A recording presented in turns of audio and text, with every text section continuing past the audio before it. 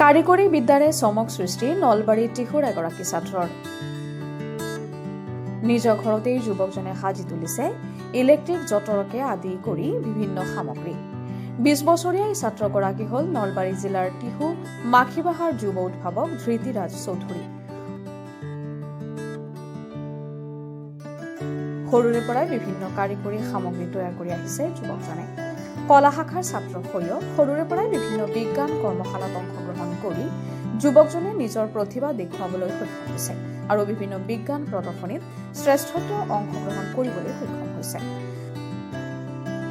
বৰ্তমান মুছলপুৰৰ পলিটেকনিকৰ ছাত্ৰ ধৃতিৰাজ চৌধুৰীয়ে অতি কম খৰচতেই শিপিনীসকলৰ সুবিধা হোৱাকৈ সাজি তুলিছে বৈদ্যুতিক যঁতৰ। কেৱল ইয়াই নহয়, দুৰ্ঘটনা প্ৰতিৰোধ হোৱাকৈ অত্যাধুনিক ৰেল গেট ক্ৰছিঙৰ মডেল, স্পীড কণ্ট্ৰল ছিষ্টেম আদিকে ধৰি কেইবাটাও আকৰ্ষণীয় উদ্ভাৱন কৰি তুলিছে। সৰুৰে পৰা এই ধৰণৰ কামৰ প্ৰতি যুৱকজনৰ আছিল দুৰ্বাৰ হেঁপাহ, যাৰ বাবে নিজৰ ঘৰতে এই ধৰণৰ কাম চলাই নিছে যুৱকজনে।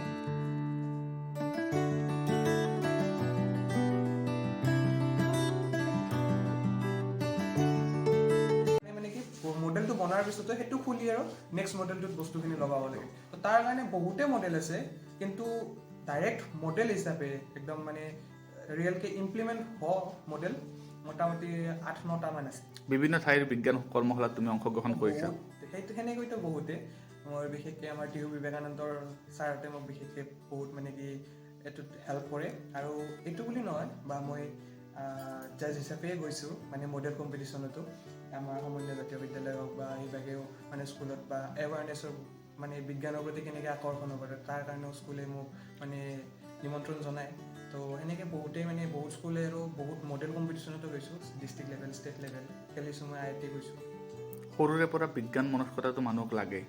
এই ক্ষেত্ৰত ছাত্ৰ ছাত্ৰীসমূহক কি ক'বা যিবিলাক তোমাতকৈ সৰু আছে, ছায়েন্সৰ প্ৰতি আগ্ৰহী হ'বলৈ বা এনেকুৱা ধৰণৰ কামৰ? এটাই কথা কওঁ, মানে আমাৰ মাইণ্ডে কি কৰে বৰ্তমান সময়ত, মাইণ্ডটো আমাৰ ইজি ৱে বিচাৰে, সহজ ৰাস্তা বিচাৰি থাকে। যদি আমাৰ মাইণ্ডটো ক্ৰিয়েটিভ কৰি তুলিব লাগে, যিকোনো ক্ষেত্ৰতে নিজৰ মানে ব্ৰেইনটো কেনেকৈ ইউজ কৰি তাক ইউনিক ধৰণে কৰিব পাৰি, চব ক্ষেত্ৰতে সেইটোত ধ্যান দিব লাগে।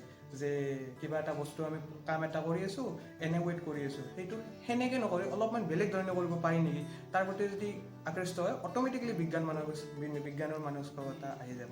লাষ্ট কি বনাইছা যিকেইটা আমাক দেখালা? লাষ্ট মই যঁতৰটো আগৰ পৰাই ষ্টেপ বাই ষ্টেপ আৰু মানে আগবাঢ়ি আহি আছোঁ।